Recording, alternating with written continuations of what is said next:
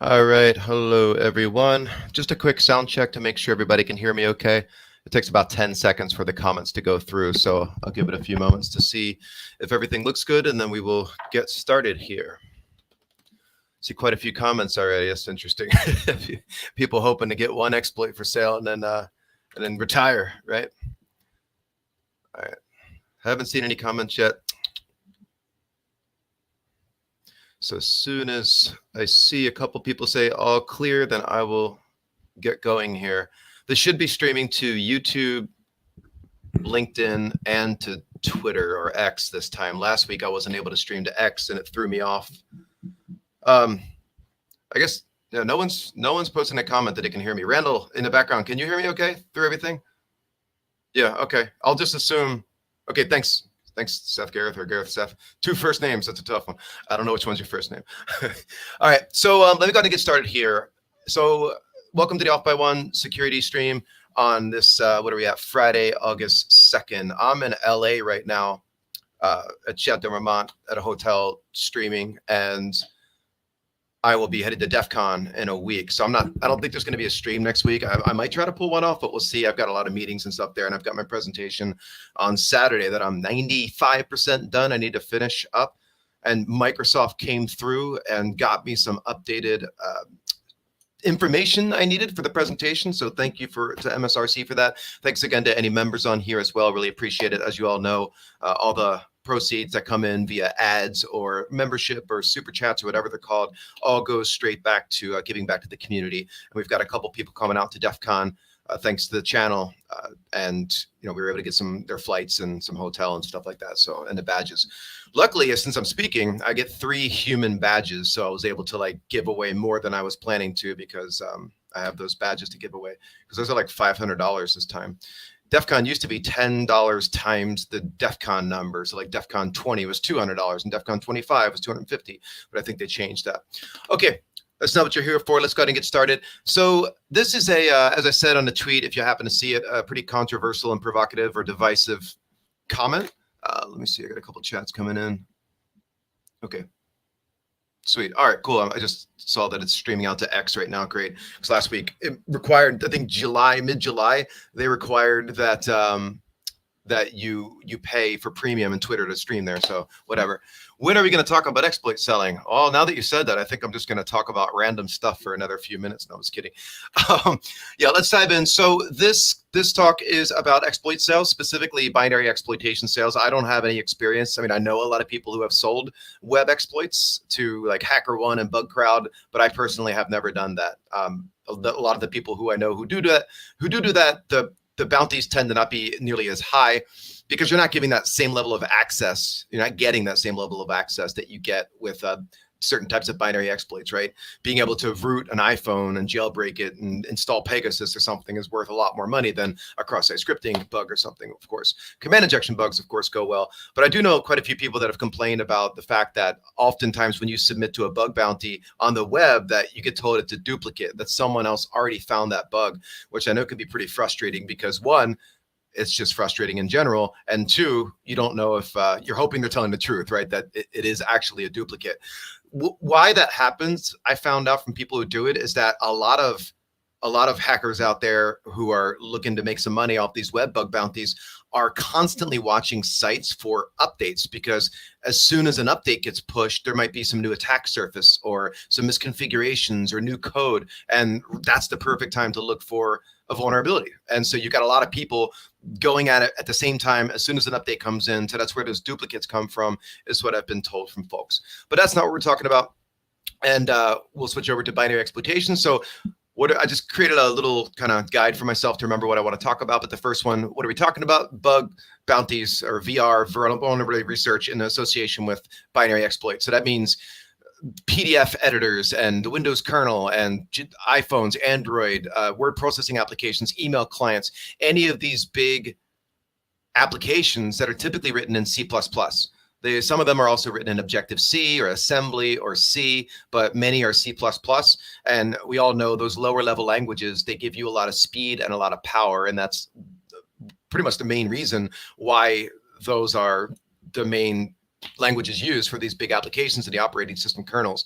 Obviously, there's been quite a big push for Rust to get out there. Rust does solve a lot of problems if done correctly. We don't have to worry. We shouldn't have to worry about memory corruption bugs like we do with C++. The thing is, and I use this example, it might not be entirely accurate, but it works. Back when the Metasploit project or framework was moving off of Perl and they wanted to go to a new language, they were choosing between Ruby and Python, and they ended up going with Ruby. And I remember talking to H.D. Moore a long time ago, and he was saying that one of their requirements or considerations was whether or not the language itself was mature enough and also had enough support from the developers of the language or maintainers of the language that if they run into a problem where they need to be able to do something, but the language doesn't yet support what they're trying to do, or they're running into performance issues, will those developers work on the language to improve it? And Ruby was a great choice for them. But that's kind of the same thing when you apply it over to Rust. You can't just overnight everything to Rust for multiple reasons. One, the language might not be as mature, and therefore it might not be able to do all of the things that C++ can do. You also have a lot of legacy developers out there who they're C++ programmers and they've been around for 20 years. They don't want to just jump over to Rust completely. Obviously, you got a training issue to jump over to that language. I mean, it's easy for a solid developer to jump from one language to another, but obviously there is going to be some to time that it takes, and you run into those roadblocks with the language itself. So you do see some implementations of Rust in the Windows kernel. I think the first thing they released was Win32k.sys driver had some Rust in it. So yeah, that question you're asking, save droid AGF Frankfurt am Main, because you're in Germany. That is a great question that gets asked all the time, and I'll touch on that one when I get to the future down at the bottom of my list here. Okay, so that's what we're doing. That's why Rust isn't taken over the world yet, even though it's definitely going to grow more and more because it is a great language. So the history, I will say this up front again. I am not like Mr. Know everything about bug bounty sales. All I'm going to speak from is my experience. So all the anecdotes and such I give they're my experiences. So other people may have had different experiences. They may have different knowledge, different information. They may disagree with me. That's completely fine.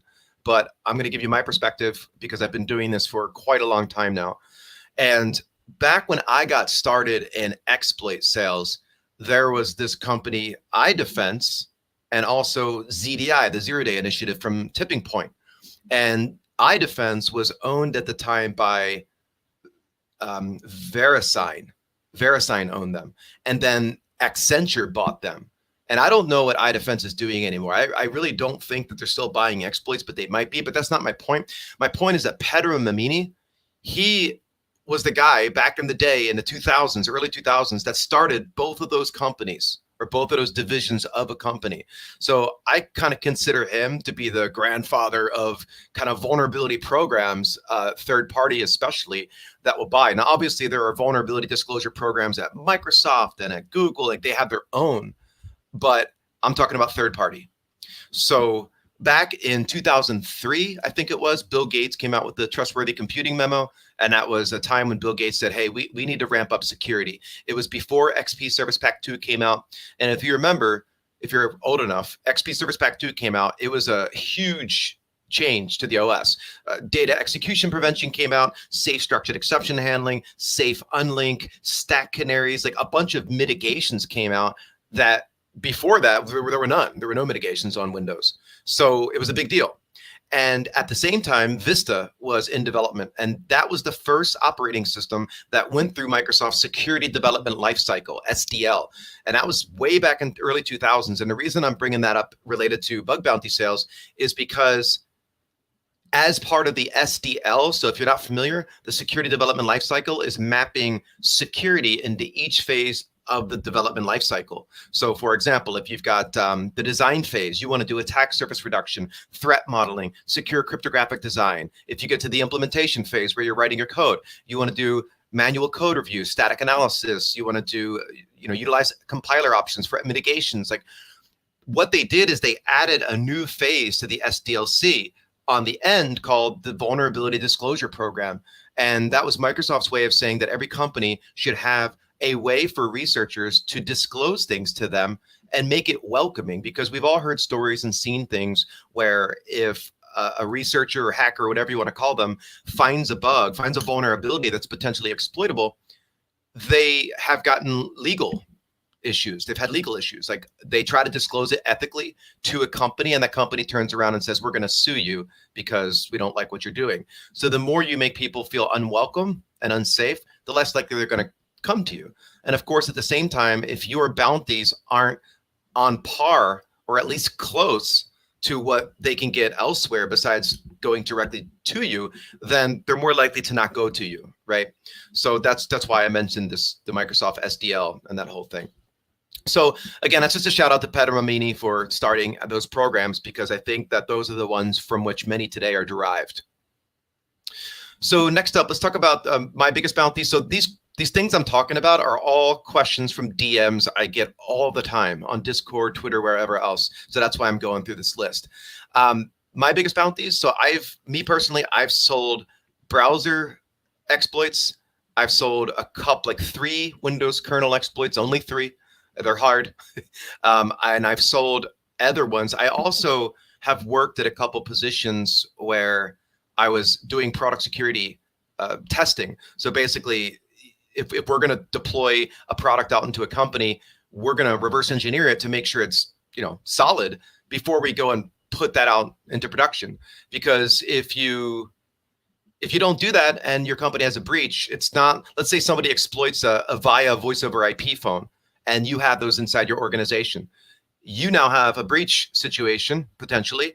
Your company is the one that has to do disclosure and take the regulatory hit and all the reputation, all that stuff, not the maker of the product. So the idea is maybe we should test products before we push them out into production, because if they get compromised and ends up being a breach, that's on us. And you would think that security vendors out there, meaning vendors who make security products, would test their products really well, especially the security vendors.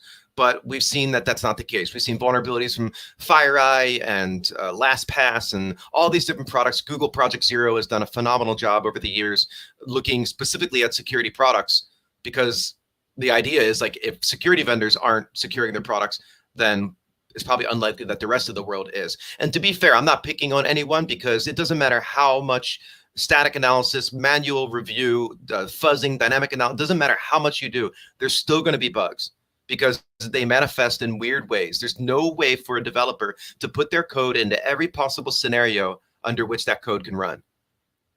And new libraries come out, new features come out, the other applications that are installed and patch levels, all these things can change and introduce new problems that weren't seen in advance. So again, not picking on anyone.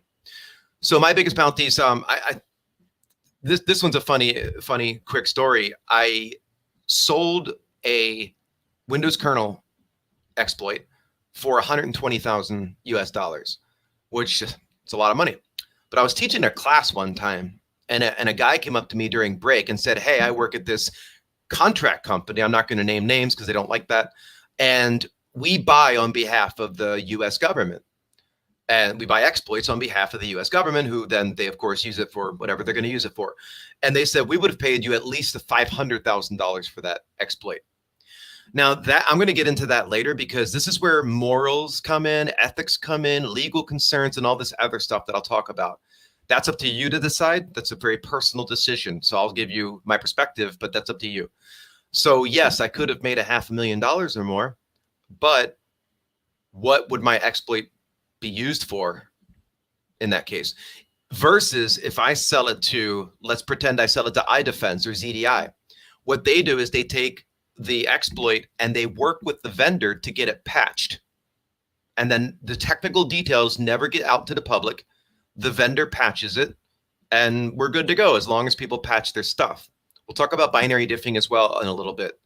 But again, what is that exploit being used for? So I'm not here to preach to you what you should do. I'll just tell you what the different options are. We'll get to that soon. But that's my biggest bounty, is $120,000. I sold back, and I was just talking to Corland Coder, Peter Vennekout, like a week ago in Amsterdam at Hackfest, and we were catching up. We always talk about exploit sales back in 2013, 2014. Those were like peak years with browser exploitation. And the reason is because there was a lack of mitigations that were effective in Internet Explorer and Edge browser. And they dropped a couple called deferred free and isolated heap. And those were pretty effective, but they didn't like stop everything. And then they came out like a couple months later with an update to deferred free called memgc, which is memory garbage collector mitigation, which again, IE and Edge browser. That one mitigation, memgc, that single mitigation killed, I would say 90% of memory corruption bugs in the browser. I at least 90%. Like for a while there, you could still get use after free exploits to, you could weaponize them. So the thing is with these mitigations, the vulnerability is still there in the code. The root cause of the problem is still there in the code, but the mitigation is stopping you from being able to exploit it. And memgc was a mitigation that was very effective. And I sold probably on my best year, maybe 8 or 9 exploits in 1 year, and those were all browser exploits against Internet Explorer, and they were all use after free or type confusion bugs. And those back then, if you're selling to an ethical buyer in 2013, you were making like $10,000 to $30,000 US. But on the black market, if you want to call it that, you could make a lot more, and we'll talk about how much more in a moment here. And I see some of the questions coming up. I'll be answering those soon, don't worry. And if I don't, I'll do some Q&A at the end. But that's my biggest bounty, 120 grand. It was a Windows kernel bug. I found 1 remote code execution kernel bug and 2 local privilege escalation bugs. One was a double fetch bug, which I was sad that I didn't find more after seeing the folks at Project Zero in Singapore, which SciScan. It was SciScan like 2016 or something. I can't remember, a while ago. And Project Zero found over 60 double fetch, which are TOC, TOU bugs that were exploitable at like within a month, 60 of them. You know how much money they could have made, right? I mean, they're paid very well by Google, of course, and that's what Project Zero does. But I found 1. And then there were 2 other ones. One was a sign extension bug, and the other one was a, which one was that? I can't remember what kind of bug that was. It'll come back to me. But those are 3. The other was browsers. I found a bunch I'd say in total, maybe about 30 browser bugs. And then a bunch in third-party products like BlackBerry and some SSL VPN servers and some other things. But that's besides the point. I personally, so I moved to San Francisco a long time ago from the East Coast in Baltimore. So that's where I live now, is in Berkeley, California. And I used to live on a place called Treasure Island, and there was a lot of hackers and stuff out there on Treasure Island. It was a really cool experience. Like people from Cult of the Dead Cow and the guy who started Rotten.com, and like all these crazy, interesting people were out there. A lot of Burning Man people and a lot of artists, and Treasure Island was like this magical place. But there's a lot of hacking going on the island, and it was a lot of fun. It was almost like mini DEF CON Island. You needed to protect your computer because it was like understood that people were going to be hacking all the time. Yeah, you're right. Save Droid. Totally they did. So my point though is that like early on, I was taught by some thoughtful people, always use a handle. And I'm going to get into this when I talk about how to sell things safely, depending on the path you go, or safer, I should say, not safely, but safer, how you can be more safe. I don't sell to the buyers where you're going to get the most money from, because just personally, I don't want to, because I have some stories I'll tell you there. But you got to be safe, right? And one of the things that if you want to be really safe about this, or as safe as you can be, you've got to be good about separating a handle from no one should be able to dox you. Like that has to be #1 priority. And I'll explain how you can go about doing that and some gotchas you got to consider when we get into that section here on this talk, but on a stream. But yeah, you got to be safe. But anyway, I was taught early on, don't let that happen. Just keep a separate handle that never gets leaked. There is a whole area of study in intelligence and OSINT and HumInt about going in and figuring out who people on the darknet are on the clearnet. And dumb little mistakes. People get lazy. We'll get back to that. Remind me if I don't talk about it. We'll get there. So that's the history about kind of my bounties and stuff. I don't want to talk about me anymore. So it's a humbling experience. I will say that. What I mean by that is you will often spend a ton of time, and by a ton of time, I'm talking weeks sometimes. If you smell blood in the water like a shark, and you see or you think you might have a vulnerability that could be worth 7 figures or even 6 figures, that's something you're going to put a lot of time and effort into. And I've got countless examples and stories of where I got so upset that like you just want to punch a wall, because when you hit that point where you realize that this bug you've been chasing is not actually exploitable because of mitigations, because of conditions being too constrained or whatever else, it hurts. The good thing is you got to maintain a positive attitude, because you've learned a ton by doing it. Passively, you learned a ton, whether or not you're going to, that's going to help you or not at that moment in time when you're upset, but you will have learned a ton. A lot of times with this stuff, you got to pay your dues again and again and again, and it slowly gets easier. But like, I put this in like comparison to running. I like to go run, but even when I ran like 3 or 4 years straight, multiple times a week, 5 miles in the hills, it never seemed to get easier. And I always had a love-hate relationship with it. And it's a similar thing with this. You are learning a lot, and it's important to remember that. But yes, it is frustrating. The good news is the more you do this, the less you're going to run into those situations, because you'll have, from your experience, you'll see things again and be like, oh, I remember that. I think that's going to screw me over. Like, I'm not going to be able to get past this thing. Sometimes the conditions are so constrained. And what that means is like the stars or the planets have to be aligned in such a perfect way in order for this bug to be exploitable. And sometimes it happens. There are some really infamous bugs out there, or exploits and vulnerabilities out there, where that was true. Like, I'll give this one dumb example from 2007. It was Alexander Sotorov discovered a vulnerability in Windows that was an animated cursor rendering vulnerability problem. So animated cursors, like when you have your little cursor and it changes over to a rainbow or whatever, that's an animated cursor if it moves and changes colors. So it's a dumb feature that came out way back in early Windows in the 90s. And there was a vulnerability, there was a lack of bounds checking going on. So there was a size field inside the cursor itself that wasn't being checked in the code. And therefore, a user could construct a malicious cursor and they could get code execution. And the crazy thing was, in order for this to work, you had to bypass ASLR. But the fact that Microsoft on Windows doesn't rebase the DLLs only once per boot, and also on 32-bit, which it was back at the time, 32-bit browser. This is an Internet Explorer bug and Firefox bug. Since it was 32-bit, as long as you find a static page of memory within a 16-page memory region, 16 pages, 4096 times 16, right?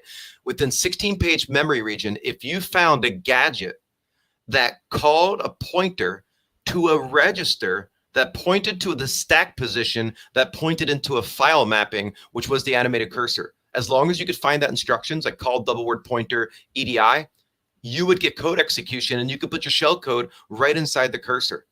And like my point of giving you that example is those conditions, there was 2 important conditions for that to work, important conditions for that to be possible. One is that there just happened to be a gadget or code that said call the double word pointer in EDI within a 16-page memory region. That was constraint number 1, and it was possible. And then 2, the fact that on the stack where this pointer resided was a pointer to the file mapping, which was the cursor. So that happens more times than you would think. It's almost like conspiracy theorists would say that was intentional. Somebody put that in there intentionally, right? Maybe, I don't know. But sometimes the conditions are magical like that. And there's a lot of bugs that end up happening like that. But other times it's not possible. And it's really frustrating. And it's going to be due to conditions or mitigations. The mitigations, there are bounties specifically for mitigations that you can get around mitigations and you can get money for that. Not all of them, but like if you find some new control flow guard bypass or shadow stack bypass or HVCI bypass, those are worth 6 figures too. That's one piece of an exploit chain, and you can make a lot of money. So, watch out for those things as well. I'm not going to pick on any specific vulnerability disclosure programs, but some of them are really painful. Some of them just aren't fun to work with, and they really do drive you in the direction of not going straight to them. But anyway, that's what I meant by humbling. It can take a long time, it can be frustrating, but it can also be very rewarding. And you have to remember that the kind of bugs that you're going after when you're doing this, and I'm not talking about a vulnerability in an FTP server, right? Or some application that nobody uses. That's not going to be worth any money. We'll look at some examples of what people buy. But you already heard me say browsers, kernels, mitigations, word processing applications, PDF editors, those types of things, absolutely high dollar vulnerabilities. All right, so, and again, I see questions. I'm going to be answering those, don't worry. So end day and 1 day exploitation. So that's the same thing. You know what 0 days is, of course. 0 day, you've heard that term. There's known knowns, there's known unknowns, and there's unknown unknowns. A known known is a bug that's been patched. And if you don't patch your systems, that's your fault. That's a known known. A known unknown is a 0 day. That's when someone like you discovers a vulnerability that no one else in the world knows about. You're in a power position at that point, or at least you hope no one else knows about it. With binary exploitation, it's unlikely that there's a duplicate. It has happened, but it's very unlikely. So you're the only person in the world that knows about this vulnerability, and you get to choose what to do with it. And then an unknown unknown are all the bugs out there waiting for us to find that are exploitable. So that's unknown unknowns, right? That's what we're looking for. So with end day or 1 day exploits, that's when we do patch diffing. That's when Microsoft Patch Tuesday patch comes out, we extract them, or we go and grab them from WinBindex, and we download the new patch for this month, and we diff it against last month's version, and we look for the delta. And there's tools like Diaphora and BinDiff to help us with that. So we're taking like a DLL or a driver, and we're diffing it against the prior month. And usually, so Microsoft doesn't do patch obfuscation, thankfully, and that's a huge deal, because if they did, it would be a lot harder.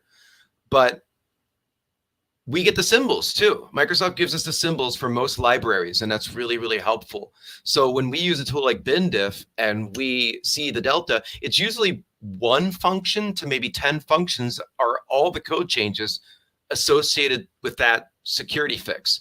So it makes it really easy for us to see where the vulnerability is. And then we need to figure out if we can weaponize it or not. Like that's our next challenge, is can we weaponize that vulnerability that we see? This is another one where just because you download a patch and you find the vulnerability does not mean it's exploitable. It does not mean you can weaponize it. Even if Microsoft knows, or it could be Apple, it could be Oracle, whoever, even if Microsoft knows that that vulnerability is not actually exploitable due to a mitigation blocking it, they're still going to patch it. So you will spend a lot of time diffing and weaponizing things that are not actually exploitable. And that's frustrating, just like it is with 0 days, but you start to get better and better at it. The more you see it, the more you do it, you'll see it and you'll be like, oh, I know I probably can't weaponize that. Like me personally, what I like to do is if I'm in the mood to do a Patch Tuesday adventure, I'll call it, I will look at all the patches, I'll look at all the announcements in relation to them, and I'll try to see which one is, one, interesting and potentially worth a lot of money, and two, something that looks objectively like I could exploit it. And then if I think I can and I've got the time, start working on it. And if you get it weaponized, you can. If you can't, you can't. Now, the big question is, well, can we make money off that? So there's three reasons why you want to do patch diffing. One, because if you can weaponize it, you can sell it. There are buyers. I'll get back to that. Two, because if you're, let's say, a red teamer and you have somebody on your team who can weaponize patched vulnerabilities, most companies don't patch very fast. So the faster you do it, the more useful it's going to be in your engagements. Because if you can weaponize a patch within 24 hours or even a week, you're going to be powerful. You're going to be able to exploit people's systems until people catch up and get it patched. And three, when you look at patched vulnerabilities, you get to see the way that Microsoft or Oracle or whoever patches those types of vulnerabilities. So you can then go hunt for 0 days using that knowledge. Like I'll give you a simple example. Greg Linares, Laughing Mantis on Twitter, he used to do a Patch Tuesday thing. Every Patch Tuesday, he would just start tweeting all these different patches, and he would tweet out the code blocks and say, this looks like this type of bug. This looks like that type of bug. He he found a vulnerability one month and he said, Microsoft just patched my vulnerability. So I went and downloaded that patch and I saw that it was an unsafe DLL loading vulnerability, and I weaponized it, and I actually put it into a course, but I weaponized it, and it was a super easy one. But what I learned from that was a way to go hunt for 0 days of that type, of that bug class. So the problem was an unsafe DLL load. It was an issue on Windows 10, and the load library function or suite of like EXA, EXW load library, which loads DLLs, that has an argument, a DW flags argument, that it allows you to specify from where DLLs can be loaded. And they were using the value 0. And the value 0 in DW flags with load library means that you can, it goes through a search list. It's called the safe search list or something. And it starts looking in the current folder from where the application is running for the DLL. Then it looks in system32. Then it looks in system.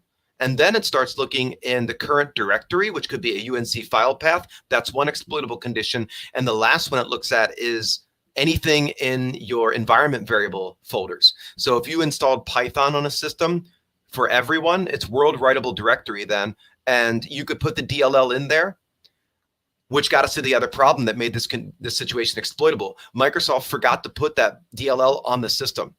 So since Microsoft forgot to put phoneinfo.dll on the Windows 10 box, and there was an unsafe DW flags argument for load library, it made an exploitable condition. And that's a really good option for like persistence, long-term access to a system. So my point though, what did I learn from that to be able to go hunt for 0 days? I learned that if load library is being called with the DW flags argument of 0 and the DLL is missing from the file system, that's an exploitable condition. So I simply wrote a little IDA Python script that cross-references any DLL's call to load library from the imports table and check the DW flags argument. And then you just search the file system to see if that DLL exists or not. And then you know you have an exploitable condition. So like that's what I mean by using it 3 different ways. 1, for profit. 2, to be able to exploit unpatched systems. 3, to learn how to find new 0 days. So that's why patch diffing is so valuable. I see some questions popping up. I'm trying to stick to the thing here, but let me see if there's anything that I'm not going to cover. Yeah, working as a team, absolutely. That's so I'll say that right now. What I was doing, what Corland Coder was doing back in 2013, 2014 with browser exploits, you could be one person who could do all that by yourself because all you needed was one bug, maybe 2, but often 1. There was this vulnerability. No, there was this library from Java runtime environment, JRE6 MSVCR71.dll. Why do I remember that name? Because it made me a lot of money. Because that DLL in itself was not rebased. It was compiled to not rebase by Oracle. And it also had all the gadgets needed to be able to change permissions in memory and get around data execution prevention. So that was very popular. There was so many 0 days out there in the wild that leveraged that problem right there. So you could do it all by yourself. Now you need an exploit chain, right? You need a information disclosure bug to get around ASLR. Oftentimes, you need a remote code execution bug. You need a sandbox escape. You need a local privilege escalation bug. That's like 4 exploits right there. So the likelihood of one person being able to find every piece in that chain is small. So it's best to work with teams and share the bounty. Because if you can sell one piece of a chain, you will get money for it, but you won't get as much as if you have a whole chain. And that's not because the obvious. It's not because, well, yeah, that's multiple exploits. It's because the synergy around that, like having all 4 pieces together, gets you way more than you would have got with a single piece based on 25% of that, if that makes sense. So it's best to sell a whole chain at once. But if you're somebody who's ethically selling, then maybe you don't care about that, right? We'll get back to the fun part, which is selling the stuff in a moment here. But agreed, teams are important, especially if you're looking at like iOS exploits or Android exploits. Those are really hard, and the researchers who know how to do that stuff hold that information close to the chest. They don't share that information because that's worth a lot of money. Anytime somebody releases like a fuzzer that they've had for a while or some research against iOS, that is dated information because they've already done what they needed to do with it, and it's probably no longer as valuable to them. So you got to prove yourself to make people want to work with you, right? So when you get to that point, how much is an average spend? So, okay, yeah, good question. So the question is, I need to have a podcast option, I guess. But the question is, how much money can you get with a one-day exploit or end-day exploit through patch diffing? And is there a concern around duplicates because multiple people are doing it? I've never run into a duplicate situation because it's so hard. It's not like the web bounty stuff. I always give props to Chompy and Ruben Boonen because earlier this year, they did a Patch Tuesday, Exploit Wednesday example. They downloaded Microsoft patches and they found a local privilege escalation vulnerability, determined that it looks exploitable, and they weaponized it within 24 hours together. That is impressive, and it demonstrates, one, talent, but also the fact that it's possible. And with that, imagine if you and your team weaponized a kernel exploit in 24 hours. You'd be unstoppable. No one's patched that fast, especially not companies, right? So it's pretty cool stuff. But the question is like, so who are the seller? Who are the buyers? I mean, right? This is a trickier area. It's not as easy to find people out there buying patched vulnerabilities. Let me ask you a question though. So somebody type up the answer to this question. If you are a company who does pen test consulting services and red team services, right? So you're a company who you wish you had lots of exploits that people didn't know about. In other words, the CVEs that you see come out, the common vulnerabilities and exposure list, CVEs, those are 90% of those are privately disclosed or responsibly disclosed. In other words, 90% of the vulnerabilities that have patches out there, there is no public exploit code. So here's the question. What type of company who makes a product would want to have as many patched vulnerability exploits as possible so you want to buy their product? That's the question. What type of company would want to have as many patched vulnerability and exploits as possible so you buy their product? See if somebody answers. Should be a pretty easy question, right? Will I take a sip of tea here? Hold on.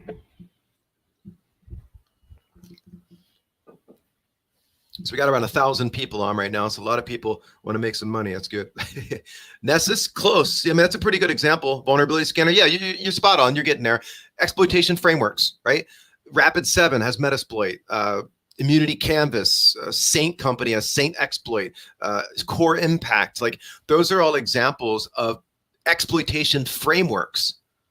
Now, if you had an option, like knowing all those products out there, if you were able to, if one of those out there had a whole vulnerability research team that was constantly weaponizing recently patched vulnerabilities for their framework, you would buy that product, right? As a red teamer, because that's amazing. Like so many companies are terrible about patching that you would be unstoppable if some company was doing that. And I'm sure some companies are. So that's who wants to buy that stuff. That's like, and there are other buyers out there. Usually it's kind of a referral thing. If you have this stuff, people will find you. Believe me, I get really weird DMs all the time, and I'm sure other people do as well, about people wanting to buy this stuff. So yeah, all those answers you put up there are absolutely correct. Governments, everything. So that's who buys it. Now the other side of the thing is like, how much money do you get paid for that? So I'll give you an example. There was this guy, I'll give him a shout out, Billy Austin, who used to be the CISO at Saint Corporation, Saint. And they had a product, I don't know if they still do, it's called Saint Exploit. And they had a shopping list with all the CVEs that they wanted exploits for. So again, 90% or more of CVEs are privately disclosed. They had a shopping list of recent CVEs that there was no public exploit for. And they had price tags next to it. So if you can weaponize this and get it to them quickly, they'll pay you X amount of dollars or euro, pounds, whatever. I sold one of them to, I just won't name the company. It was a Wireshark vulnerability. So this was a Wireshark format string vulnerability. This is old. It's like 15 years ago. And it was a Wireshark format string vulnerability in a packet parsing or packet parser. So there's a certain packet parser in Wireshark that had a format string vulnerability where you could use the %n operator to get root privileges on that box. Now, who do you have to be to run a sniffer on a Linux system? Root. So if you exploit something running as root on the network, you've got a remote code execution bug. So I got paid $8,000 for it, 8,000 US dollars. Now that might not sound like much, but that was 15 years ago. And it was a Wireshark bug. It's not like a super high dollar one. And I was able to get it weaponized in less than 24 hours. So it was not a hard bug. $8,000, I'll take it, right? For 24 hours work. So, yeah, exactly. But that's just an example. So there are companies out there that will buy this stuff. Now, if you were able to weaponize something like a remote kernel code execution vulnerability that just got patched yesterday, you can expect, I mean, I would imagine there's somebody out there that would pay you 6 figures for that. Again, though, you got to network, they'll find you. If you start publishing that you've got stuff on your socials, they'll find you. And just remember, obviously, you're using your real name versus using a handle. We'll talk more about that in a moment. All right, so that is 0 days versus 1 day end days and kind of how the market works there. The various buyer types is the next one I want to talk about here. So we're getting close to the end of the topics. The various buyer types. This is the one I spelled various wrong. Oh yeah, good point, Cyberwebs. It has to be well built. Reliability is important. People don't want to buy a 0 day that's got a likelihood of crashing, and here's why. It's not that they're impatient, they don't want to have to try again.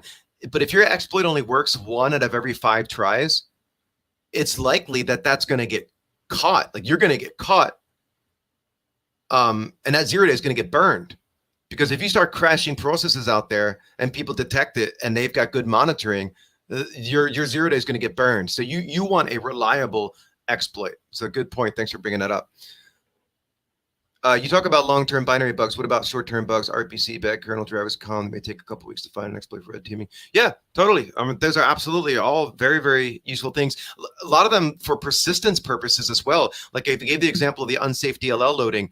You leave a DLL sit on a system, on a file server, on thumb drives, wherever. Just leave things out there that if it happens to get loaded, then all of a sudden you get a shell sent to you, right? You get command and control set up. I don't know what the ratio maximum should be as far as like reliability, but I mean, I would say definitely 90% or higher, as close to 100% as possible. People are going to get nervous if it's not going to work every time. And you're going to get paid less probably. So the various buyer types. This is one that's I'm not going to say anything negative or positive about these companies. I'm just going to tell you who they are. I'm sure you've heard of a lot of them. So let me jump over to a browser here.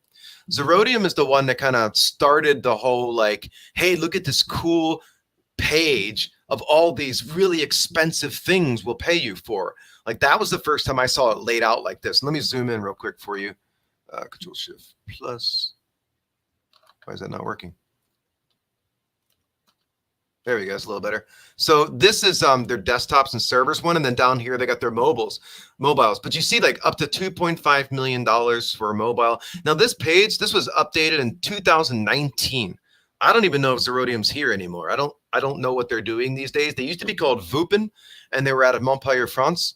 But I know that there was an issue around like the government required knowing who their buyers were.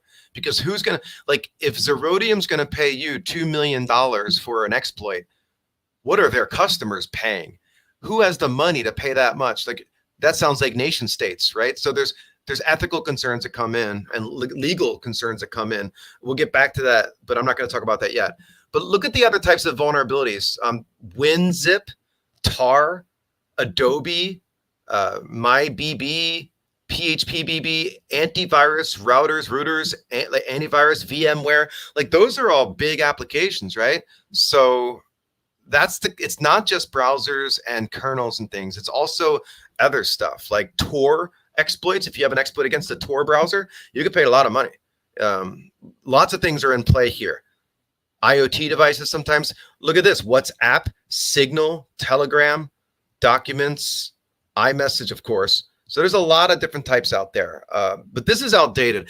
This was like the first one I saw, as I mentioned. And then you go over to some of the newer ones like Point. I don't know anything about this company, but you could see the price tags up here.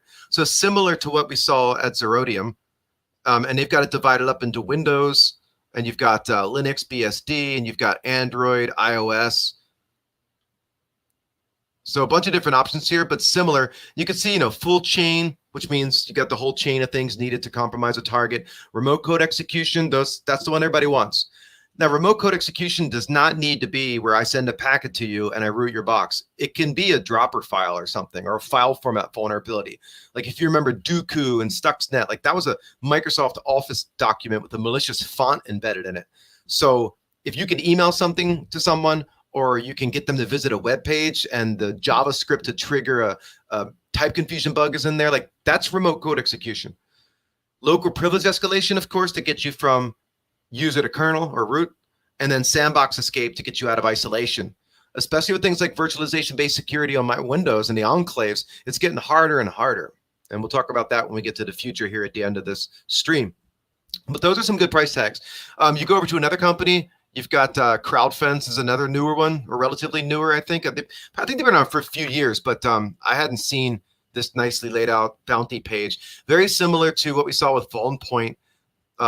That's funny right here. High demand bug bounties, SPTM bypass for iOS v17 and later. So there's probably somebody who has an exploit. I saw one recently on the darknet. Somebody was looking for a Blastdoor bypass.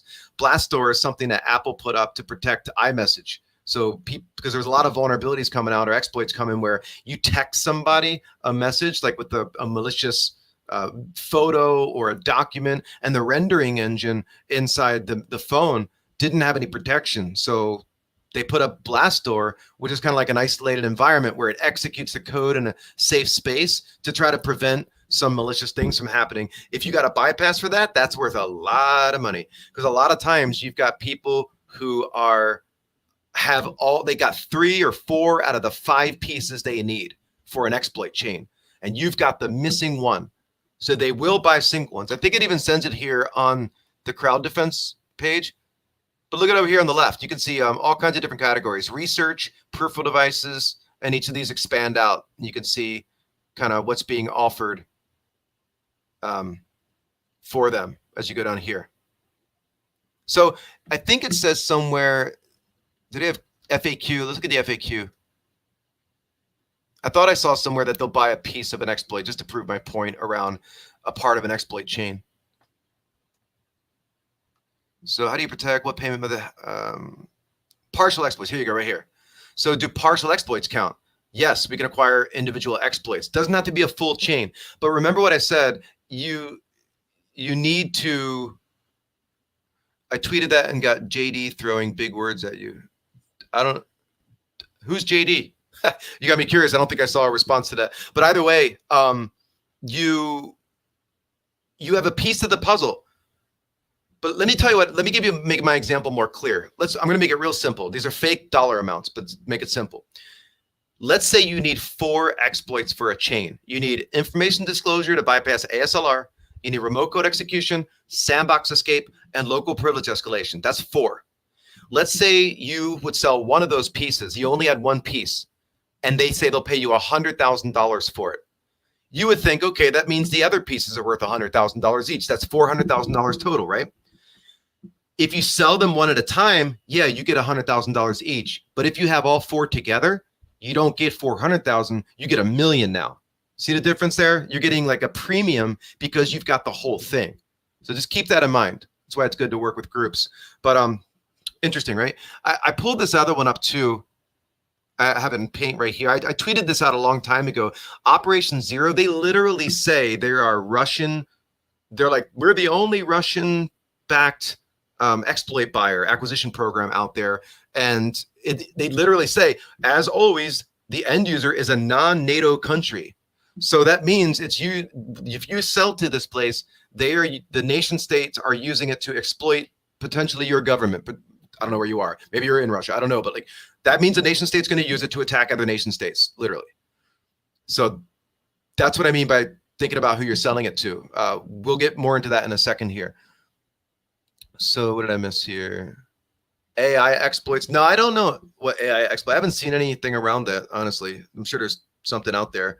A lot of people like myself are using AI to try to find vulnerabilities. I've got it working pretty good with patch diffing only. So I basically taught an agent everything like I know about every possible patch that's come out, every exploit that's come out, train the model so it understands the code typically involved in. It's very simple concept. This is not magic. Train a model to know everything about vulnerabilities in the code. Give it the decompiled code, give it the source code, give it whatever it needs to know to understand vulnerable conditions. Then do your patch diffs, feed the patch diff to the agent, and it tells you, oh, it looks like it's this type of bug. It's not going to solve all your problems, but it helps. And anything with automation is useful. What about selling to both NATO and non-NATO? I guess they'll fight each other. No, but that's a consideration we'll talk about in a moment. They don't pay you until they know that you haven't leaked it out elsewhere, and that there's a reputation you start to build with a buyer if you sell them more than one time. Assume that they think of you exactly what you think of them. You probably don't trust them, right? You're probably sketched out about it. They think the same thing about you. They don't know if you're a Fed or what. So keep that in mind. So let me go back over here. But those are like examples of how much money you can make, to up to 20 million US dollars. That is the biggest bounty I've ever seen, $20 million. I don't know if they'd actually pay that, but maybe they would. That's huge. I recently, I think I tweeted this. I saw the brokerage of an exploit on the dark web. I'll talk a little bit more about. I was thinking about showing the dark net on here, but I'm not going to dark web. I got to put some limits on what we're talking about here, because again, a lot of people have opinions on this topic, and a lot of people don't like hearing about it or talking about it, and think anybody that does vulnerability research is a bad person, which is not the case, right? So let's get back to the topics at hand here. But what you just saw, there are huge money amounts. I think crowdfund set up to 9 million US dollars. That's a lot. I mean, I don't know about you. I'd retire if I got $9 million handed to me. How do you make sure they pay you? Yeah, I'm going to get into that real soon here. So let's talk about the buyer types. You can go directly to a company. I talked about that already. I talked about the Microsoft SDL, and at the very first phase, the very last phase of the SDL per Microsoft, the security development lifecycle is building a vulnerability disclosure program so that people can feel comfortable coming to you. Now, it is a known fact that companies who have a bug bounty program or vulnerability disclosure program, they tend to not pay as much as you can get from these nation states. And so, I mean, no company's going to pay you $20 million for a vulnerability you found, right? So that makes it challenging.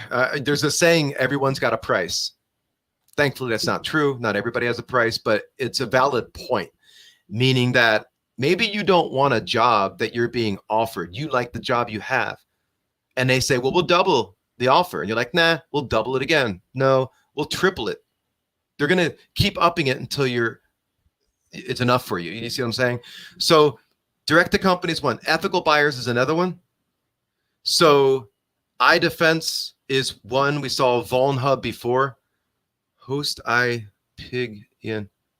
I don't know what that looks like, a password, but it's not. That's weird. But anyway, iDefense was one. I think that was supposed to say not VulnPoint, but ZDI. ZDI is Zero Day Initiative. They still buy. They have CanSec West every year, where you've got the Pwn to Own challenge, right? They'll pay you money for your exploits. Now, the point is, when you're selling to these ethical buyers, they are going to go and get it patched. They're going to get it patched. Like, it is not going to be used as a 0 day. You might say, well, what did they get out of it? I wondered that question too. And I heard multiple answers. One answer was like, well, they want to build a reputation. They've got a relationship with the vendor like Microsoft, or they work with antivirus companies to get them the vulnerability in advance so that they can get their stuff ready for detection. Like, I don't know exactly how to get paid. They don't tend to pay very much though. That's the unfortunate part. I gave you the example early on in the browsers, like in 2013, 14. And yeah, I'd say before July 2014 was like the golden era of browser hacking, because it was easier. Now you've got Chrome V8, and you've got, JIT code that you got to work with to try to get around HVCI or arbitrary code guard. And they've got separation of processes and their permissions are all crazy. Like it's tough to get an exploit working in a browser today. And it's worth a lot more money too. So what would have been paid $30,000 back then is now going to get you $500,000. So you're paid more because it's harder. So there are 3-letter acronym, TLA, 3-letter acronym buyers and proxies. What do I mean by that? I'm not going to name any company names because they do not want to be named. But there are buyers out there on behalf of intelligence agencies around the world. So in the US, in England, in Australia, everywhere, there are buyers on behalf of those intelligence agencies, and they pay really good money. They will pay you way more than what you get from the vendor or what you get from an ethical buyer, because they're going to use it for their operations, their OffSec, right? So think about that.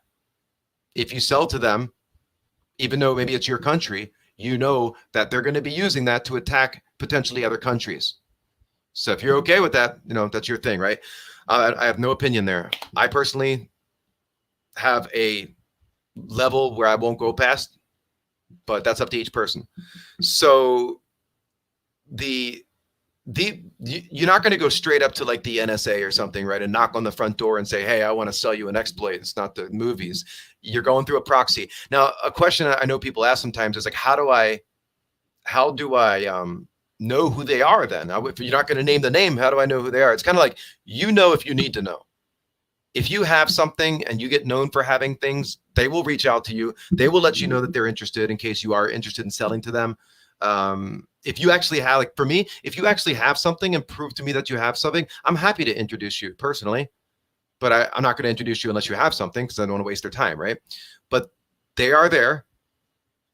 They will use it to hack their targets. Then you go out to third-party acquisition programs. That's what we just talked about. That's the CrowdFence, VulnPoint, Zerodium, those types of places. They have customers. Somebody said they're based in Dubai, right? Yeah, I think CrowdFence is based in Dubai. I have no idea who their customers are. So not going to say anything more about it than that. I know that Vupin, there was a thing with the French government saying we need to know who your customers are for that same very reason. And you saw that one example said we'll pay up to $20 million US, and they literally say they are a non-NATO nation. So that's something like Russia, China, other nations who are going to use it to hack your nation potentially. Then you get to this bottom one here, dark web and random proxies, I'll call them. Like there was a guy, the Grug, right? He was very well known. I don't know if he still does it. It's not anything private. It was publicly outward information that if you had an exploit, you could go to him and he would proxy and find you a buyer. I don't think you get to know who the buyer is, but there was even a Forbes article on him. Actually, let me see if I can find that real quick, that photo, because it's funny. So let me see here. So Forbes, the Grug, I can't spell Forbes, the Grug. That should be enough. I'm going to click on images and hope nothing bad comes up. All right, let me say exploit money. That should bring it up. It's not coming up. It used to be something really easy to find. There was a photo of him sitting in a bar with like, let me go to Google. This is Bing. How did Bing get on here? Oh, this is the default browser, Edge on a VM. So let me go here and say the Grug, and then Forbes money exploit. And yeah, it comes up right away. So images, that's deep Bing. I don't like Bing. So here, this photo right there, shopping for 0 days. This came out article a long time ago. It's 2012. But there's that photo. I don't know if it's going to come up again. But in that photo is the Grug. And let me just go back here and see it here. So there it is right there. I'm going to zoom in so you can see it right there. That is a duffel bag full of Thai bot, millions and millions and millions of Thai bot. And that's him with a laptop in a bar. It looks like the Highlander bar. And he's got a martini there. That's an example of someone who works as a proxy. Like they buy it from you, or they take it from you. They don't buy it from you. They find you a buyer, and then they take a cut, 20%, I don't know, and then they give you the rest. You don't get to know who the buyer is though. So, something to keep in mind. That's what I'm talking about when I say random proxies. Now, the darknet, this is that thing I'm not gonna demo on here, but the darknet's a horrible place, right? It's an interesting place. It's got a purpose, but it's also a horrible place. And I'm sure you all know you use Unix or Tails, and you use the Tor browser, and you turn off JavaScript, and you use VPN, and you go in, and there are .onion sites.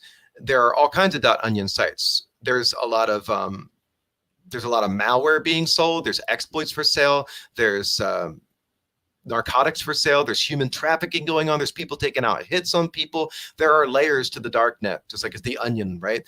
Layers, and there's a lot of criminal activity, and I'm sure you can think of some horrible criminal activity that I'm not going to mention, but there are the onion. Most of these people, what they do, the owners of these websites on the dark net, they use randomly generated .onion sites. So the domain names are like hexadecimal strings, or not even hexadecimal, just crazy strings, and random. And that site will only be up for a certain amount of time. So imagine if you're a criminal and you are part of a ring and you're viewing illicit images or something, or selling illicit things. You don't want law enforcement to get you, of course. So you're going to have a protective way of being able to generate these temporary domain names and use lots of encryption and OPSEC and all that, right? So finding places where useful stuff is for sale, it can be challenging, it can be hard. It's really easy to find some things, and it's hard to find other things. There's a lot of law enforcement on there. So a lot of the sites are set up by FBI or other agents or enforcement agencies to try and attract people to do illicit activity. The problem with that approach is you're getting the low-hanging fruit, right? You're getting the easy people. You're getting the people that make simple OPSEC mistakes. You're getting the people that are new to it. They fall for things, which is great. Get the criminals. But you're often not getting the source. The sources are hard to get. I remember seeing a few months ago, internationally, the FBI and DEA and others worked together to take down one of the biggest narcotics marketplaces on the darknet. And the guy who was responsible for it, he was from Southeast Asia. I don't remember which country. And he was a security person. He actually has code up on GitHub, and he has YouTube videos of him showing you how to do things like stop DDoS attacks on the darknet. They got him. And I'm so glad they got this guy, because not only did he do an exit scam, so it's criminals attacking criminals, basically. So you have a bunch of sellers that are selling illicit products, illegal products, and they need a platform to sell the stuff. So you've got the person who controls the marketplace where the sellers can sell their illicit products. The owner of the marketplace did a exit scam, because that money goes into proxy between the seller and the buyers. And they waited probably until there's a lot of money, millions of dollars in crypto in the escrow, and then they exit and they take all the money. Not only did they do that, they also extorted the sellers and the buyers. And they said, you have to pay us something like $10,000 each, or we're going to turn over your information to law enforcement. They said that all the encryption that you thought you were using with PGP by relying on our marketplace to encrypt your stuff, we weren't actually encrypting it. And we're going to turn everything over to law enforcement unless you pay us $10,000 each in the next couple months. Well, thankfully, law enforcement was already onto them, and they got the person who is now going to serve multiple life sentences. Crazy stuff. That's why it's a bad place, right? But on some of these marketplaces, you can buy ransomware as a service, and you can have you can buy an instance of ransomware, and you have to pay the person who wrote the ransomware a percentage of every person's system you infect who pays the bounty. So it's crazy stuff like that. There are session tokens for sale for like Slack. You can buy sessions for company Slacks and get on there and do social engineering. You can buy 0 days. You can buy all kinds of stuff. So my point, I watched a brokerage of a 0 day. Like I said, there's layers to this, and it's a lot of need to know and just learning from watching, learning from knowing where to look on Telegram. And you find these places where people are doing transactions. So that's going to get us into the ethical part that I'm going to go into here around escrow and kind of things you want to watch out for. So this is the kind of last bit of information I'm going to talk about. We'll do a little QA and then I got to bail. But So morals versus ethics, just really simple definitions I put up there. Morals are your guiding principles. It's a very personal thing. Ethics are something you might align to, or something that's rules, actions, behaviors that are, you're aligning to. If you are a Buddhist or something, you're aligning to these principles and such. Your morals are aligned with the ethics. I don't want to go any further than that. I probably screwed it up already, but you get what I'm saying. The morals are very personal. And so you choosing to sell it to one of those different types of buyers out there, you know who you're selling it to. And I'll give you one quick story. I tried to look for the article and I couldn't find it. If somebody has a link to it, please post it, because I've been looking for it for a while now. But what I was going to say is that there was a 0-day exploit chain that was directly connected to the death of a journalist in China. So usually when people don't like another country, it's not that they don't like the people in that country, it's that they don't like the politics in that country. I think we can all agree with that and understand that, at least, right? So when you hear people say, I hate America, a lot of times they're talking about the government or policy and things like that. Or, yeah, I'm not going to go any further than that, because not the point. Saudi Arabian journalist too with Pegasus. Oh, nice. Can you send me a link if you got it, please? I'd appreciate it. But yeah, my point though, there are some countries that are very protective over inward and outward information, ingress, egress information. China is an example of that. TikTok is a Chinese company backed product, but they have their own version of TikTok called something else. They don't allow TikTok in China. There's the Great Firewall of China. You've heard it called. Like, there's very protective about what the citizens can see and what messaging reaches them. So anytime you've got someone who's going against that, then they want to know about it, right? So I saw a story, I can find it, but it was that the government supposedly used 0 days to infect a journalist's phone. Then they can turn on the camera, they can eavesdrop with the audio, they can steal your photos or whatever. And this person was later found dead. Yeah, so someone else said a Saudi Arabian journalist. So that has happened more than once, probably. So that's what I mean by be careful who you sell it to, right? Because that's an extreme case, but it's happened. It's still a consideration, but that's up to you to decide. Okay, so morals versus ethics, legality, I'm not going to speak to that. Every country is different. Remember when Germany many years ago came out with that law, I'll pronounce it wrong, but it was like the Strafgesetzbuch or something. And it was a German hacking law or anti-hacking law. And penetration testers were worried that they aren't allowed to use the tools or do research anymore. So there was updates to the law, but I'm not going to speak to the legal issues around the world. There's been people trying to push legislation in the States many times where they're trying to ban it. Look at Canada. Canada banned the flipper. That's banning a symptom, not the problem, right? Like, the root cause is anybody can create a flipper if you know what you're doing. So every country's different. So I'm not going to talk about that. But my point, check with a lawyer. If you're trying to do it legally, check with a lawyer. Payments, that's a big one. So payments, dark web, escrow. Let me think about the order here. Payments. So, and if I pause for a second while I'm speaking, it's because I'm thinking before I speak, because I don't want to say anything I'll regret. I have had, I'll just say people, some in the federal sector. I've had people say, we're looking for this. We'll pay you informant style, as in we'll pay you under the table. So a government might be able to pay you under the table for something that you would normally have to pay taxes on. That's interesting, right? But think about what you're getting into there. You have now made an agreement with an entity who has a lot of power. And as long as you stay on their good side, I hope it should be okay. But, and I'm speculating, what if they ask you to do something you're not comfortable doing? And what if they seize all your equipment? What if they show up at your house one day and all your stuff's gone because they had a court order, a warrant that allowed them to take your stuff? I'm making things up here, or I'm not, right? But those are possibilities. So payments in general is a weird thing.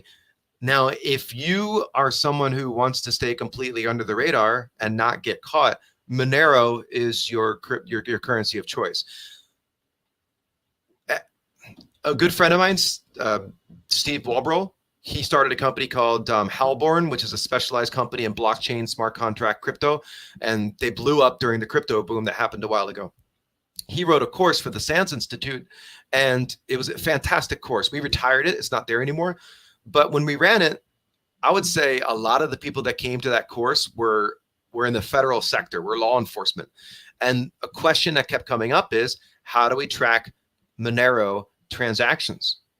Monero did a fork a year or two ago that made it even stronger and more private. So it's very frustrating for law enforcement who wants to be able to track transactions if this cryptocurrency is so private and you can't trace it on the blockchain or whatever, right? Blockchain explorers. So Monero is your currency, but when you use crypto, and I'm not going to spend much time here, you don't just go to Binance.com, buy Monero, and send it directly from Binance to the buyer, or to the seller. Like, that's an amateur mistake. You need to go to cold storage. You need to go to wallets that can't be tracked. With Monero, just like other currencies, you can create wallet after wallet after wallet, and you can use it one time. It's like a burner phone. Use it one time, throw it in the trash can. It's going to be nearly impossible, if you do it right, to trace you or track you if you know what you're doing there. A lot of times the payments are not paid all at once. They're not going to send you a $2 million Monero transaction, because I don't believe still today. Yeah, exactly, Bobbert. There's a lot of research there, and there's only so much they can do, though. No one's cracked it that I've seen, especially with the recent fork. So there, but like in Bitcoin, let's pretend, like, what was that marketplace that got one of the very first ones on the darknet, the narcotics marketplace that got taken down? The FBI like distracted the dude to grab his laptop before the canary killed it and all that. What was that market? If you know what I'm talking about, you can post it up. There was a marketplace that got taken. Silk Road. Thank you, Foster. So there was a marketplace that got taken down by the FBI, and it was a really cool story. You should read about it, how they got them. But they were using Bitcoin. Bitcoin is super trackable. Bitcoin's easy to track. So anybody can go out to the Blockchain Explorer and they can see all the transactions going on. It's just not private. There's no privacy with Bitcoin. There are coin joins and things you can use to try to mix things around, mixers, but still it's hard. But a lot of people got caught because of that. Monero is the one there you're not less likely to get caught. But like, let's say somebody sends, if I pay you $2 million in Bitcoin because I'm buying an exploit from you, that you're not going to be able to hide that. You're just not. What they would do if they're smart is they would pay you a lot of small transactions in Monero. Now, nobody should be able to see transaction amounts, even if they can't associate it with a particular person or wallet. But just in case, if you're sending $2 million, you're going to do 10,000, 10,000, 10,000, like over a period of days and weeks, right? Yeah, exactly. Thanks, Alexander. Good points you all are making. But payments is a touchy thing, right? I'll get to the gotchas in a moment.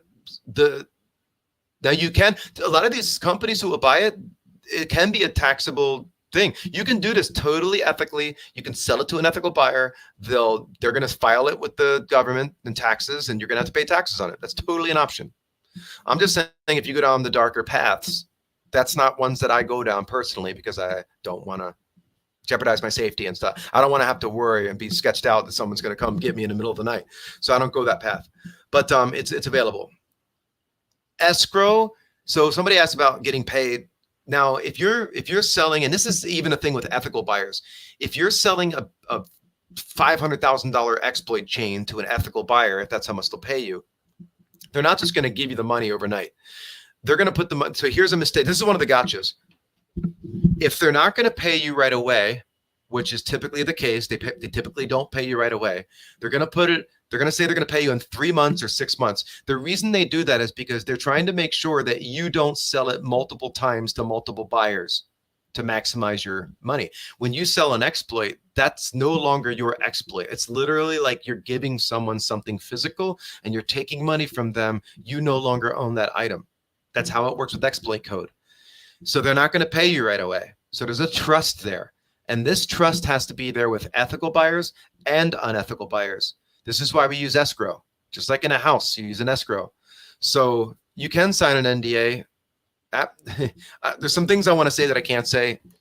Maybe after DEF CON more can come out, but there are absolutely NDAs that can be signed if you trust the NDA.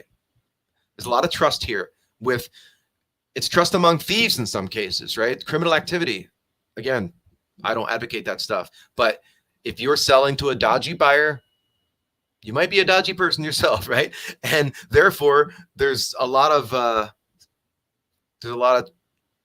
trust challenges that come with that. So I'll use an example. The thing that I monitored on the dark web not too long ago, the transaction, I tweeted a little bit about this because one of the sellers made an amateur mistake.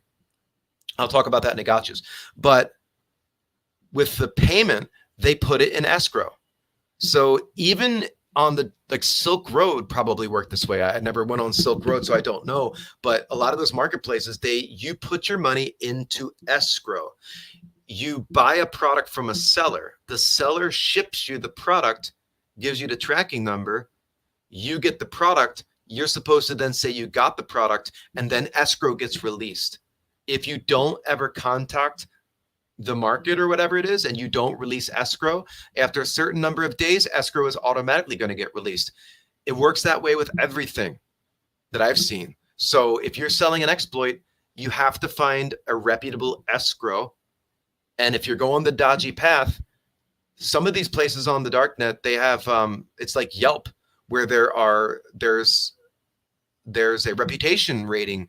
You can give them 5 stars and say, amazing seller of this gun I bought, right? This perfect gun came in the mail. This rocket launcher I bought, right? You put your star rating in there, and you can leave reviews. So you're looking for people who are reputable.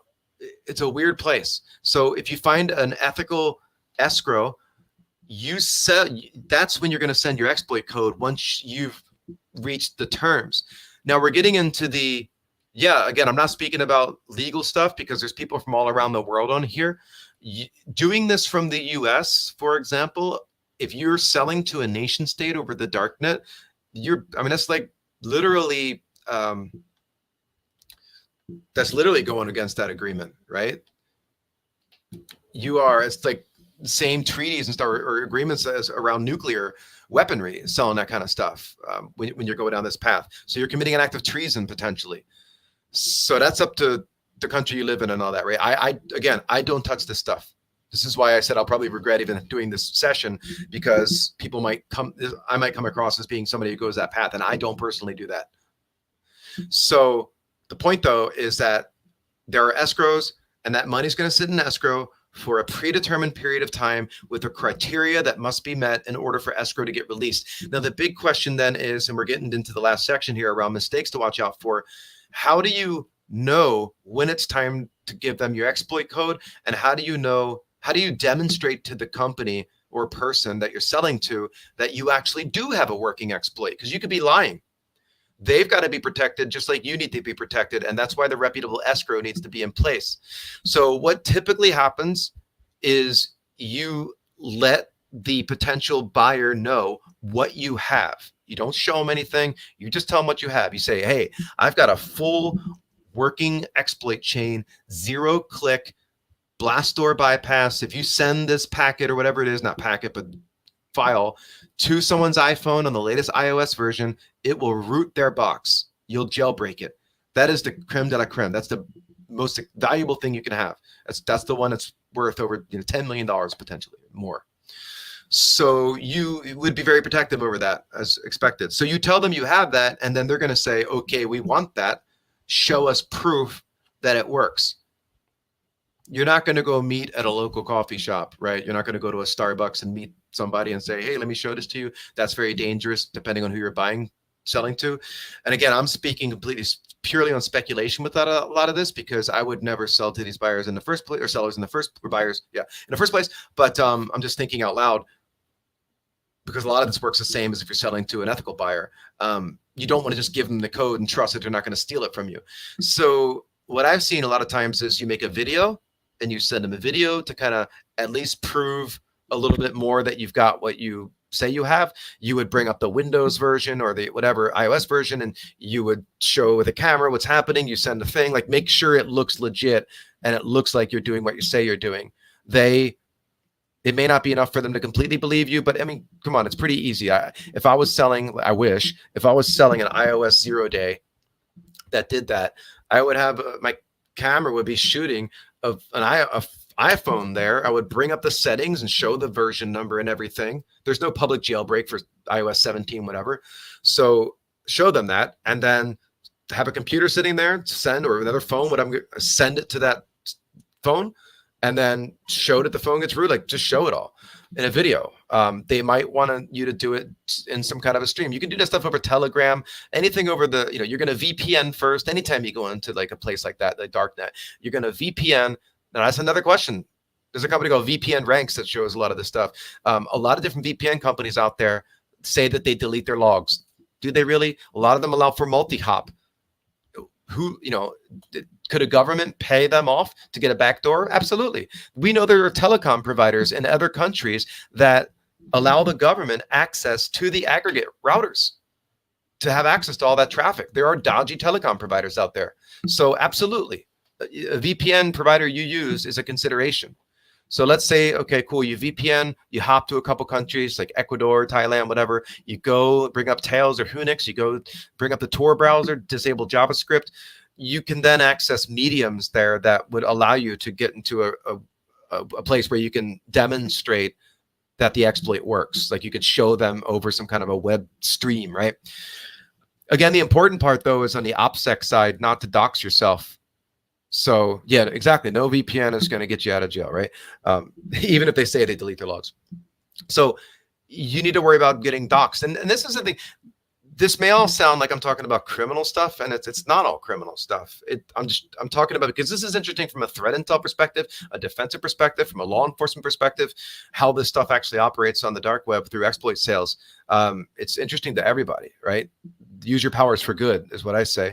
But there is a whole area of focus, as I said previously, on HumInt and OPSEC and being able to dox and figuring out, like, I've seen it before where someone uses a handle somewhere on the dark net that they used on a Reddit forum 10 years ago.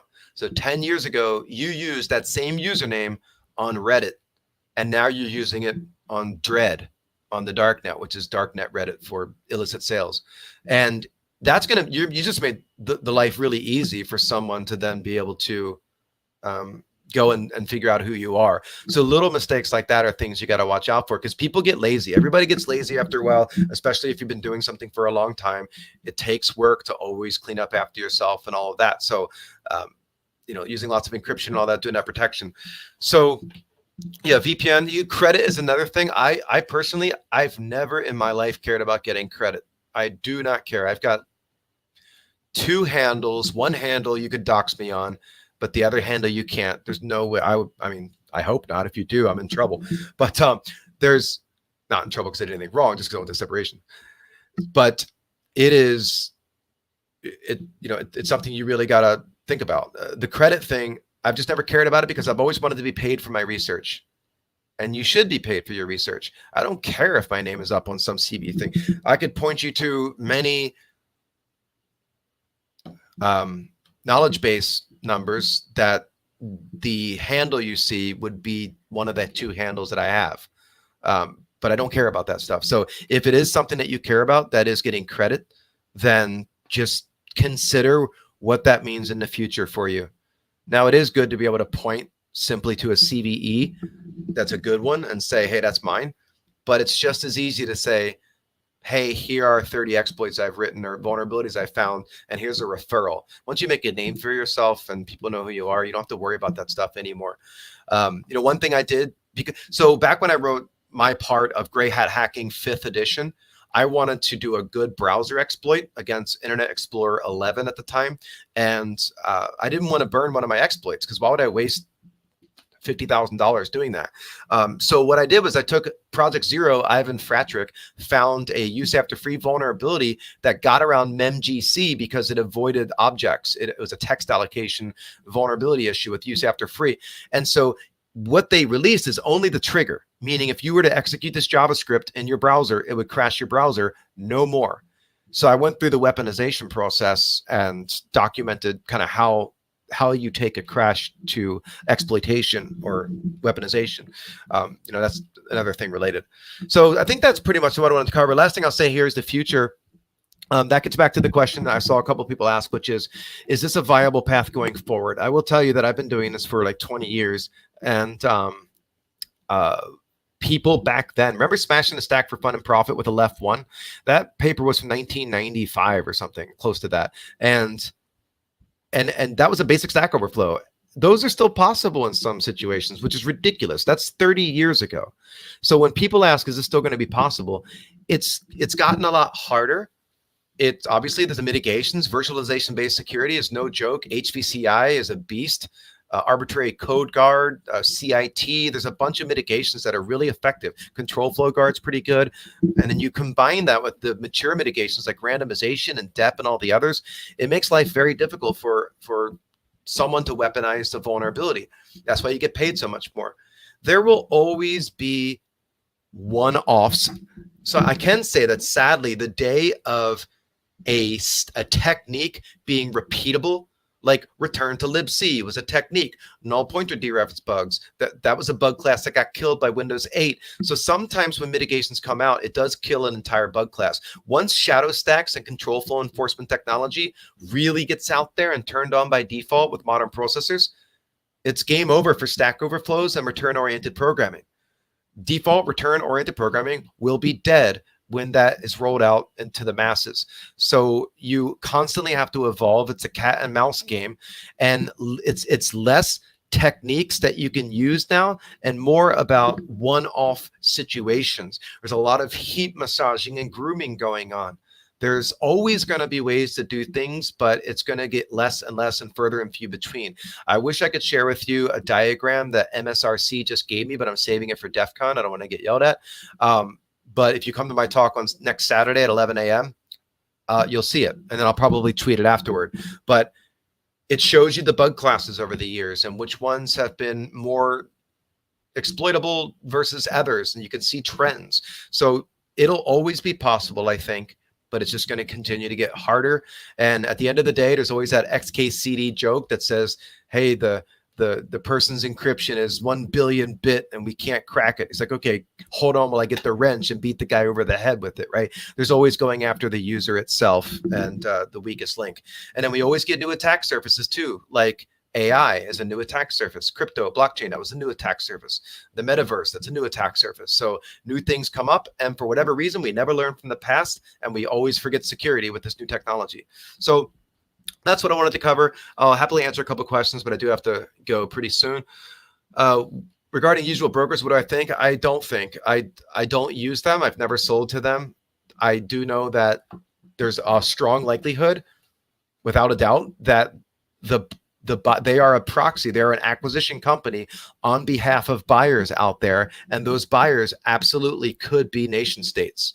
So you're going to get a lot more money, but you also potentially could be selling to someone eventually who's going to use it to attack another country. I can't say that that's 100%, but it's obvious, right? I mean, who was going to pay $9 million for something that's not going to be used for something powerful, right? So that's all I'll say about that. I mean, I have nothing else to say about that. Frack magazine. Yeah, Frack's great. There's a new Frack coming out finally. I just saw from Richard Johnson that a new Frack's coming out of DEF CON. They're going to bring the in-print persons there. So if you're at DEF CON, get a copy because it's rare. It's been like 5-6 years since a Frack came out, but I love Frack. How do you get making an exploit more stable? That's like one example is heat massaging, getting the layout and memory to be such where it's consistent, right? You're always going to be relative and you're not going to be static because of randomization. So getting things so that static offsets are reliably holding the code you want it to hold is one example of making things that way. It's a talent in itself, right? It's an acquired skill. Sometimes it's easy, sometimes it's not. The mitigations in OS, why people targeting more hardware. Yeah, absolutely. I just had Casey Moratori on last week, and I just let him talk because he's brilliant. And I don't do much on the microprocessor level, so I just let him talk and go. But hardware attacks like Spectre and all that, I would expect to see more of those things. He even gave one, I don't know if you caught it, if you were on last week, but he gave an example. He goes, I think right here, and he was talking about performance metrics and timers, that there's probably some good vulnerabilities, even though I'm not a security person, is what he said. That's very useful knowledge coming from someone like Casey. So yeah, I think hardware attacks will definitely continue to grow. Any great resource about mitigations? Yeah, public mitigations. I mean, Microsoft finally released at the Blue Hat talk a couple years ago more information about their exploit guard stuff. Connor McGarr has a really great blog that has some examples of working around HVCI and other ones. So he also went through a really good browser exploitation example with Chrome, with V8. I think it was V8. It might have been whatever it was before that on Edge, before Edge switched to Chromium. But either way, it's great. Connor McGar's brilliant. He's going to come out to Hackfest again this year in Hollywood in October. If any of you guys can make it out, that's going to be great. We got David Weston from Microsoft and Yarden Shafir and lots of great people coming out. But he also was on the Off by One stream about a year ago, and he walked through getting around HVCI and through write and read primitives as opposed to code execution. So definitely check that out on the Off by One channel. Why should we have to identify it? Why should we have at least two identity, even if we hack ethically? That's, yeah, you don't need that. If you're going 100% ethical route, you don't have to have that. But some people still like to keep that separate, even though they're ethical. Think about that for a second. If I work for, and I'm making this, let's say I work for Bank X, and Bank X is the biggest bank in the world. But on the side, as a side hustle, I'm doing vulnerability research. And Bank X might not want that association with what I'm doing on the side, because they don't want maybe their employee being known as someone who's selling 0 days. So keeping that separation, it doesn't have to be for nefarious purposes at all. You just might want to keep that identity separate. Completely up to you, though. I might have missed a couple questions. If you have any last ones, you can post them. I'm about to go here. What about selling to your nation state, for example? You don't want to hear a knock on your door one day. You use Monero and should buy a reputable escrow. Yeah, I mean, I'm not going to name the buyers, like I said, but some of the proxies out there on behalf of the governments are really ethical companies. Like, they are stand-up companies who work directly with the intelligence agencies of your country, and they will buy it from you. So you can typically trust them. What I would recommend, get a lawyer. Use your lawyer to help negotiate and broker the deal. Talk about escrow, talk about payment, talk about NDAs, and just keep it real, keep it honest. Like, that's what I've done, right?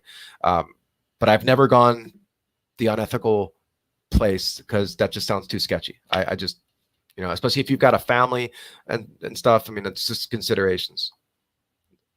How do we manage our time doing this? Oh man, that's the $1 million question in itself, right?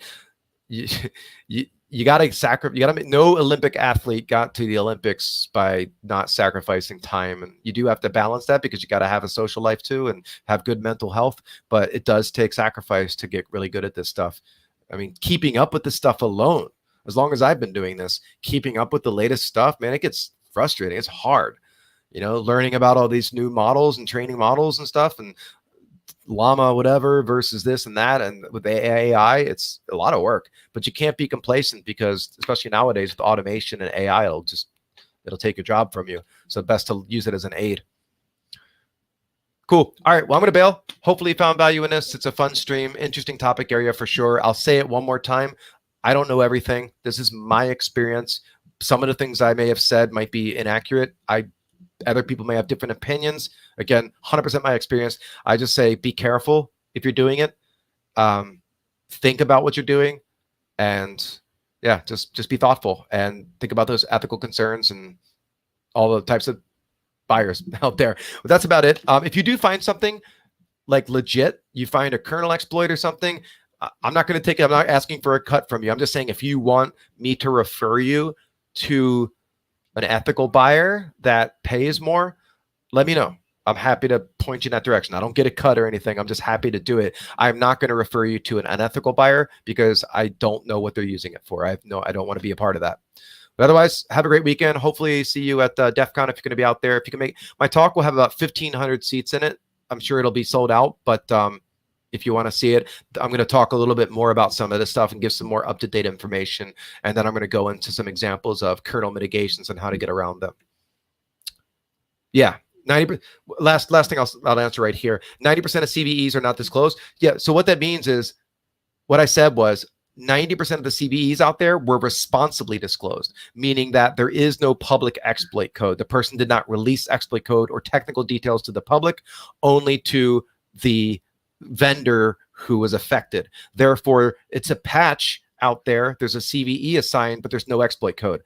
9 out of 10 exploits or vulnerabilities are done that way. Cool. All right. See you guys later. Bye-bye. Thanks.